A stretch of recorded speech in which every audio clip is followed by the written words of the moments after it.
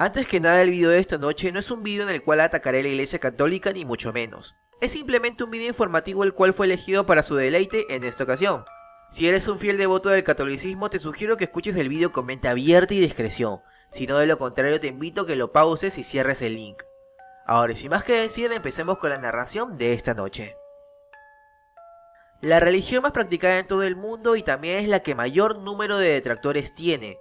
El catolicismo es el protagonista del video de esta noche, pero no por su historia eclesiástica ni por sus obras samaritanas.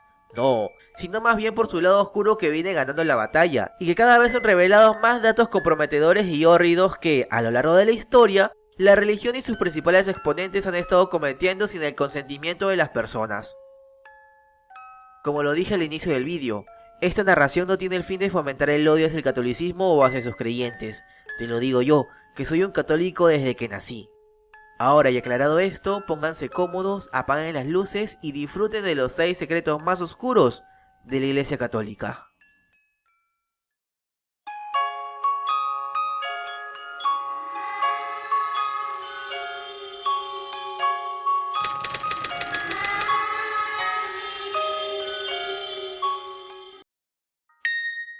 Puesto número 6. Esto sucedió desde principios del siglo XVIII hasta finales del siglo XX, cuando la comunidad europea, junto con la iglesia, comenzaron a capturar mujeres que ejercían el adulterio y las explotaban como amas de casa los 7 días de la semana para cobrar todo su salario, mientras que a ellas no les daba absolutamente nada. No obstante, eso no era todo lo que estas pobres mujeres soportaban. El castigo era peor. No simplemente las explotaban los 7 días de la semana, sino también recibían abuso físico y psicológico, así también como el abuso sexual. Sí, señores, las pobres mujeres las violaban y torturaban cuantas veces querían los oficiales. Los escritos cuentan que más o menos fueron unas 30.000 mujeres que sirvieron como amas de casas domésticas por obligación, y que por lo menos la mitad fue dadas por desaparecidas, entre comillas, ante sus familiares y ante la sociedad. Naturalmente la iglesia se beneficiaba por esto debido a que cada mujer capturada generaba un ingreso nuevo hacia su bolsillo. Puesto número 5. Aunque no lo creas, el Führer Adolfo Hitler era un fiel partidario de la iglesia católica, y esta no era adepta a él. Hay muchísimas evidencias y fotos en donde se ve al mismísimo Hitler y al Papa Pío XII juntos compartiendo sonrisas. Se dice también que mucha fortuna del imperio nazi se le fue otorgada al Vaticano en forma de gratitud, por haberles enseñado los métodos de tortura que ellos empleaban en sus campos de concentración. La iglesia tenía muchos integrantes que tenían una ideología nazi y que no las ocultaban para el mundo. Tanto era su morbo con ellos, que cuando los aliados lograron abatir al imperio de Hitler, muchos representantes de la iglesia fueron a los campos de concentración de los aliados para ayudar a los prisioneros nazis a escapar de su muerte. Estos les daban pasaportes del Vaticano para que se hicieran pasar por párrocos y así poder escapar a países de Sudamérica.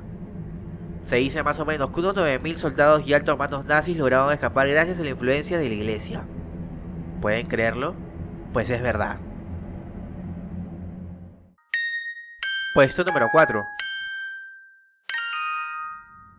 ¿Puedes creer que la iglesia asesina a su máxima autoridad en la tierra? Pues eso pasó en el año 1978, cuando el Papa Juan Pablo I era el sumo sacerdote de ese entonces. Él llevaba tan solo 33 días como el Papa de esa época, cuando se dio con la sorpresa de que todo lo que había dejado el antiguo papado, Pablo VI, era una total vergüenza y aberración hacia la sagrada religión. En tan solo un mes ya había hecho un plan de reestructuración de muchos aspectos que el antiguo Papa había dejado pasar. Sin embargo, varios funcionarios de la iglesia se iban a ver afectados por esta decisión y decidieron ponerle un fin a su reinado. Así que el 28 de septiembre del año 1978, el Papa Juan Pablo I apareció sin vida en su habitación. Las personas que lo encontraron dijeron que había sido causa de un infarto por una sobredosis de sus medicamentos. No hubo autopsia alguna porque la iglesia dijo que no las hagan. Lo más curioso es que cuando el Papa murió, lo hizo sosteniendo una hoja de papel con varios nombres de muchos funcionarios y altos mandos de la iglesia, que iba a destituir al día siguiente. Puesto número 3. En el puesto número 3 se encuentra un libro que pertenece a los archivos secretos del Vaticano. También se le conoce como el Dragón Rojo o el Evangelio de Satanás.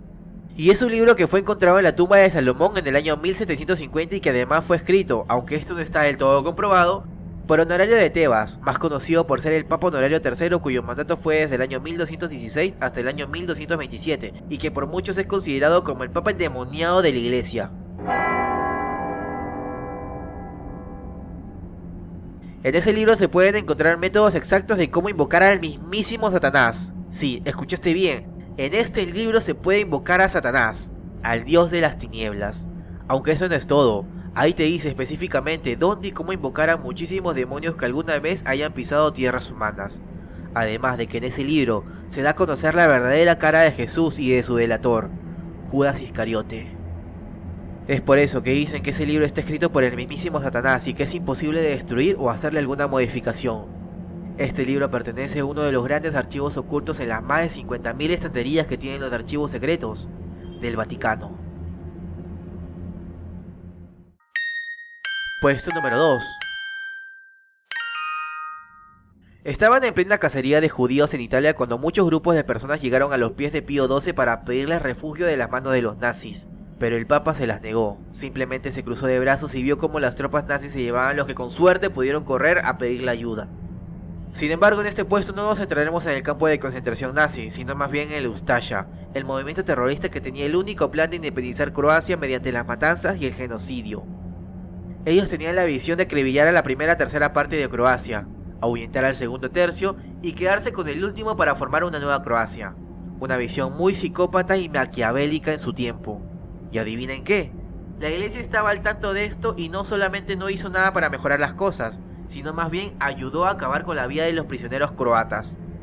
Se dice que varios párrocos fueron al campo de concentración y que ellos mismos ejecutaron a miles de croatas inocentes. Los números dicen que fueron al menos unas 800.000 personas que perecieron en dichos campos. Un caso curioso y nauseabundo fue el de un estudiante para sacerdote llamado Peter Ibirsa, el cual ganó un concurso por cortar 1350 gargantas en una sola noche. Además se cuenta que uno de los ataques de 1942 fue dirigido por un sacerdote y que este pudo haber matado más o menos a 2300 serbios. Un sobreviviente del ataque describe cómo los Ustash decapitaban niños pequeños y a continuación arrojaban las cabezas cortadas a sus madres horrorizadas. También cortaban y abrían estómagos de embarazadas y violaban a jóvenes mujeres ante la vista aterrada de sus familiares. Cabe resaltar que el líder del Ustash, Ante Pavelić, era muy amigo del Papa Pío XII.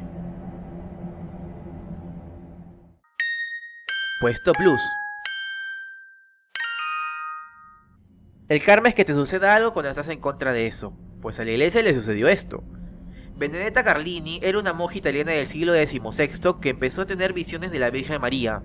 A causa de estas visiones, que eran de naturaleza religiosa y erótica, fue elegida abadesa del convento en 1619, aunque solamente estuvo en el cargo hasta 1623, ya que comenzó a levantar sospechas debido a que afirmaba tener contacto directo con Cristo.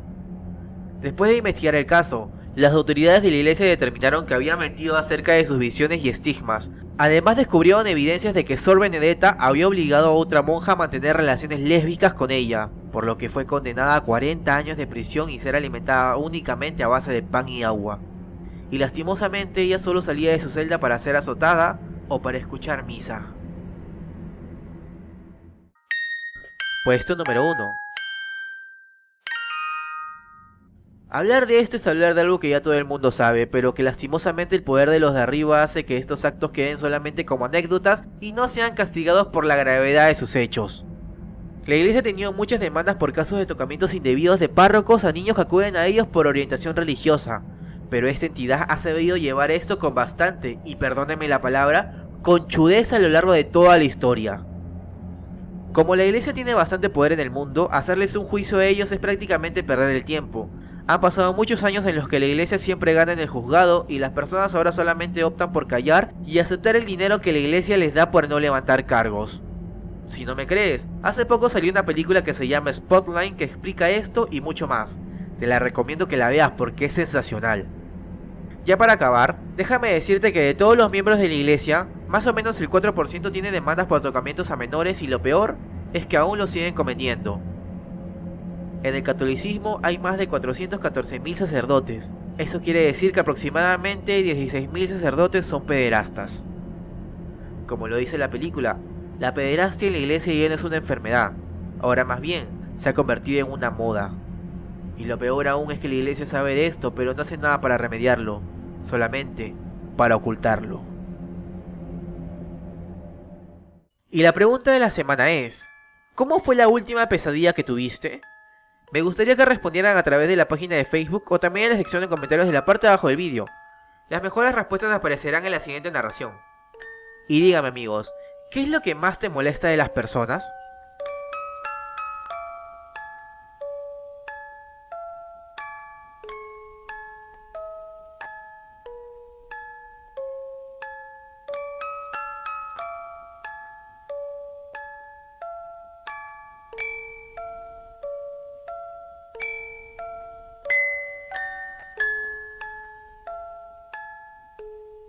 Si quieres escuchar más historias narradas por mí, te invito a que te suscribas a mi canal dándole clic al botón que está en la parte de abajo del vídeo. Subo videos semanalmente. Espero que si te gustó, le des like y lo compartas con tus amigos, eso me ayudaría un montón. Si gustas, sígueme en mi Facebook Arégame y estaremos en contacto siempre, como saben los links están en la descripción del vídeo. Y ahora y sin más que decir, me despido. Adiós.